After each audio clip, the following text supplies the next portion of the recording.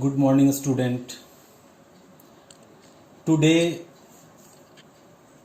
I am going to discuss the chapter 16, electric current and its chemical effects. This chapter is very interesting chapter. Electric current.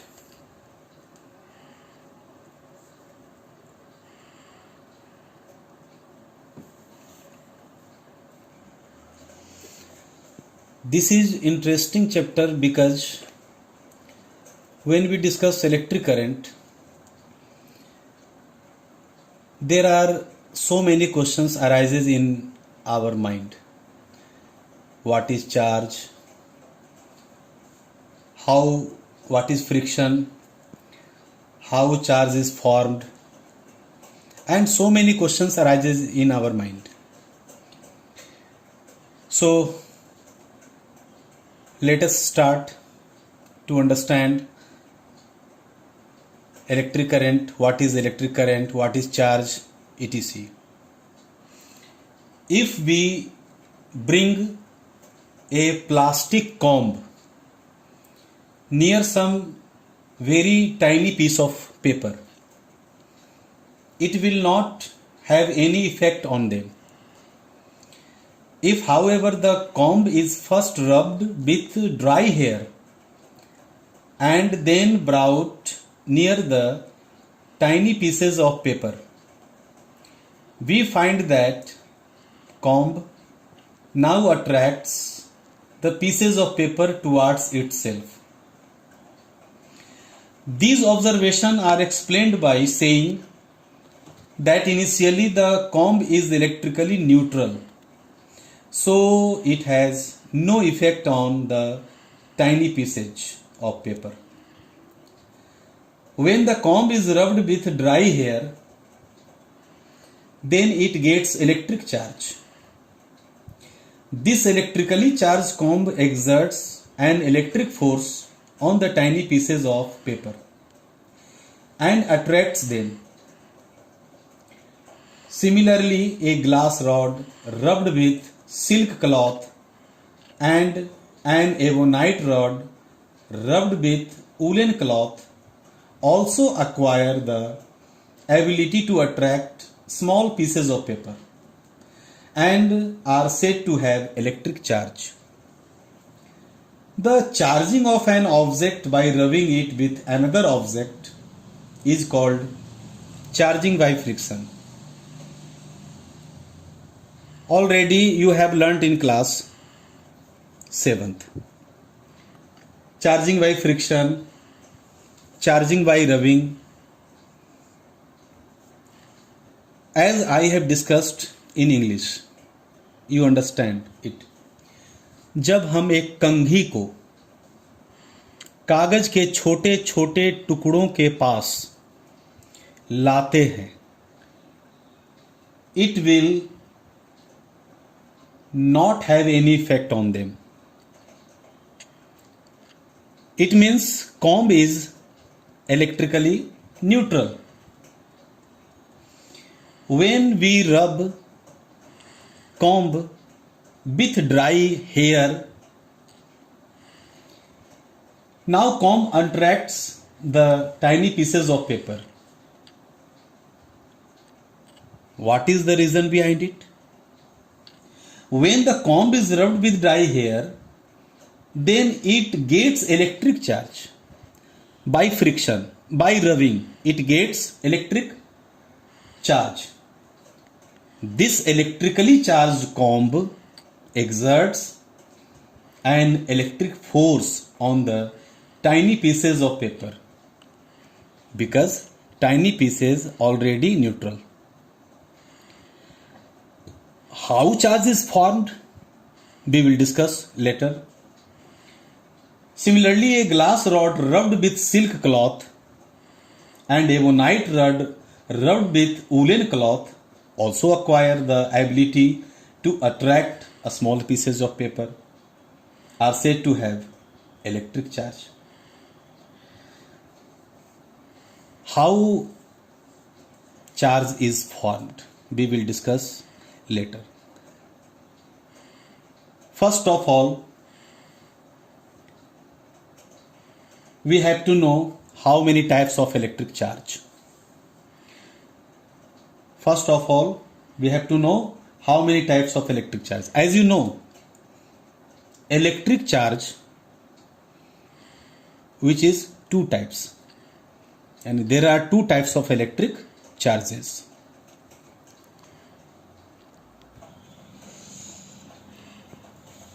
It has been found by experiments that there are two types of electric charges: positive charges and negative charges.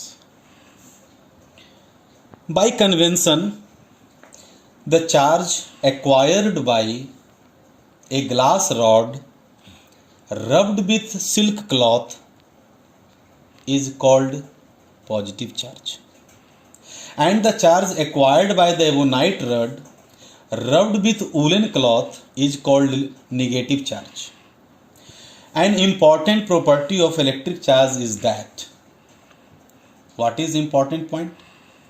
Important property: opposite charges attracts each other and similar charges repel each other. There are two types of charges, electric charges: positive charge and negative charge. And opposite charges attracts each other. It means positive and negative charges always attract each other, whereas positive and positive charge repel each other, and negative charges always repel each other. Next point is how friction charges a body. How friction charges a body. कैसे कोई भी body friction के बाद charge हो जाता है. To understand this, we should remember that a neutral body, you can take glass rod or ebonite rod, has an equal number of positively charged protons and negatively charged electrons in it. कोई भी object रब करने से पहले वो neutral होता है. It means it contains number of positive charges and number of negative charges. That means number of protons and number of electrons will be same in neutral condition. The positively charged protons are held strongly in the nucleus of the atom. कोई भी body it is treated as atom.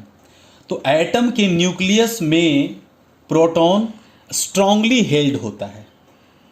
The positively charged protons which are situated in nucleus that are strongly held in the nucleus of the atom, so they can not be transferred from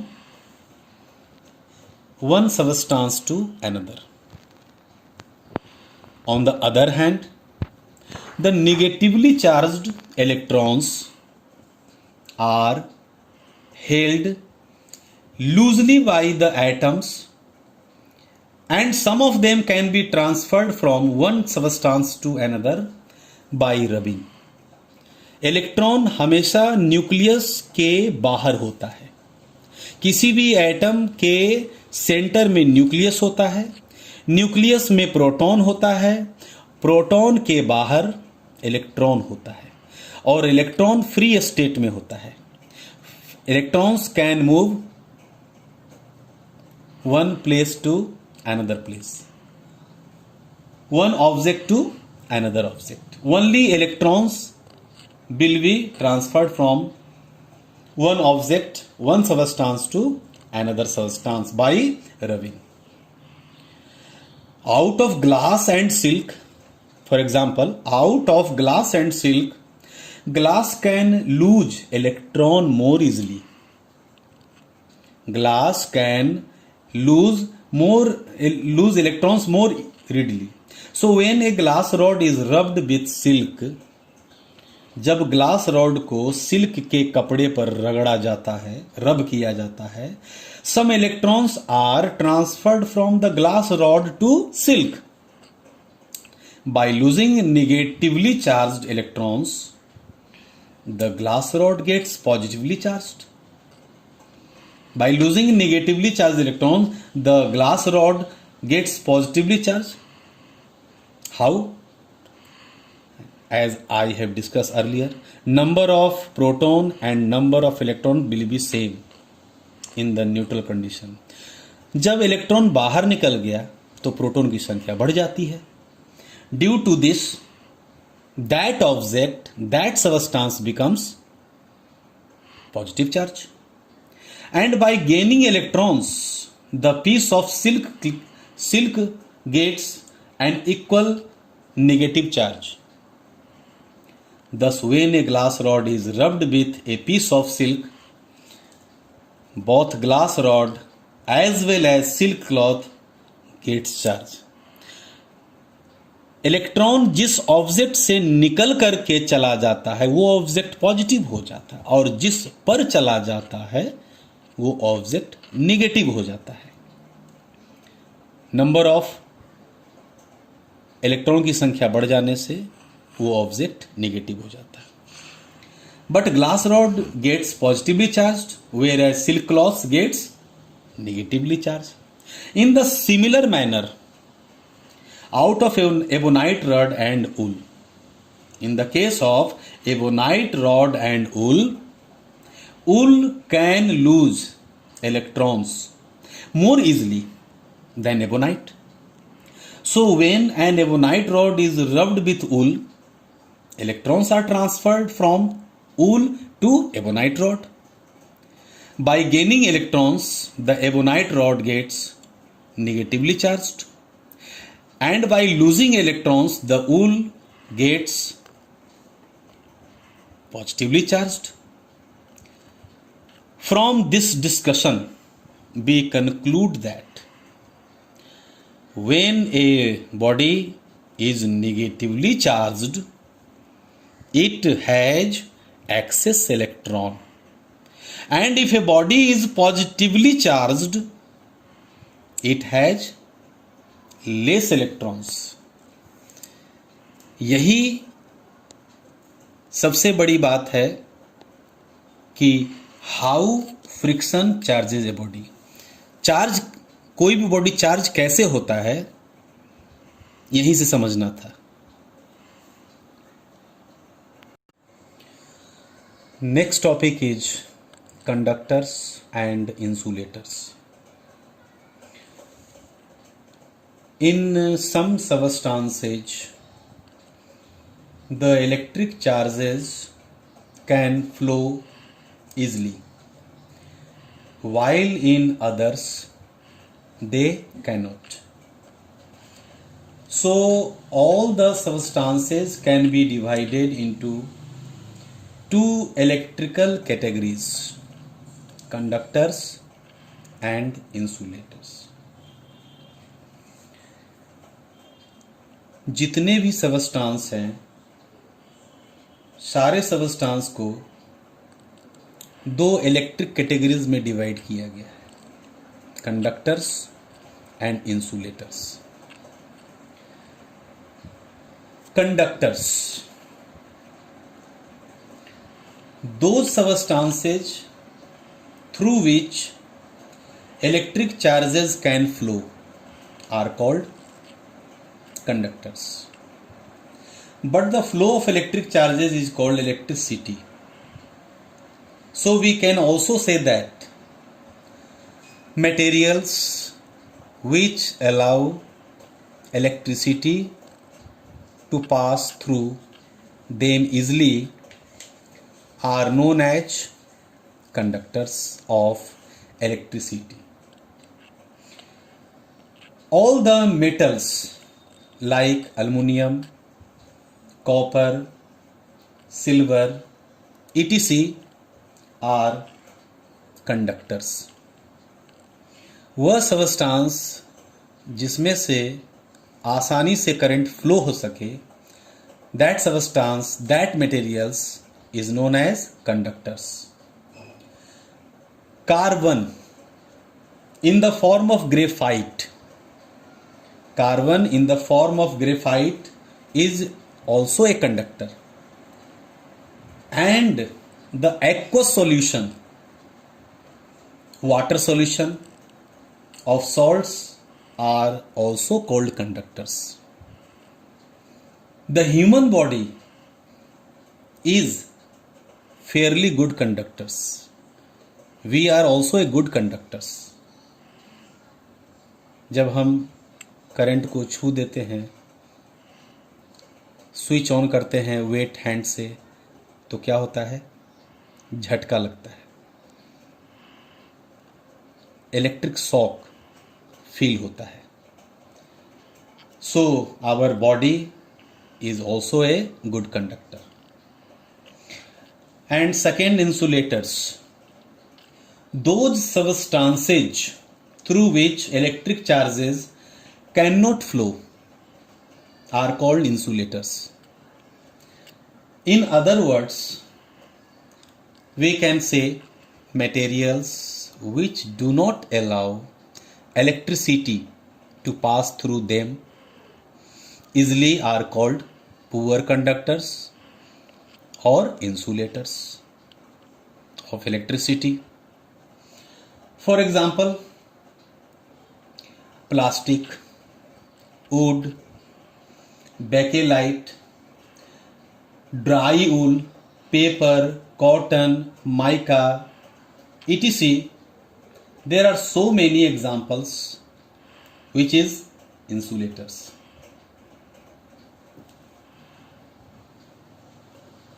All the conductors have some electrons which are loosely held by the nuclei of their atoms. These electrons are called free electrons and can move from one atom to another throughout the conductor. The presence of free electrons in a substance makes it a conductor. कोई भी substance conductors क्यों कहलाता है? Because it contains free electrons. Due to this, the substance makes it a conductors of electricity. But insulators do not contain any free electrons. Due to this, it is a insulator. It cannot flow electric charges from one point to another point. That is why it is called insulators. It is the first session of chapter 16, electric current and its chemical effect. Next day I will discuss conduction through liquids and its activity, cause of conductivity of liquids. Okay, thank you.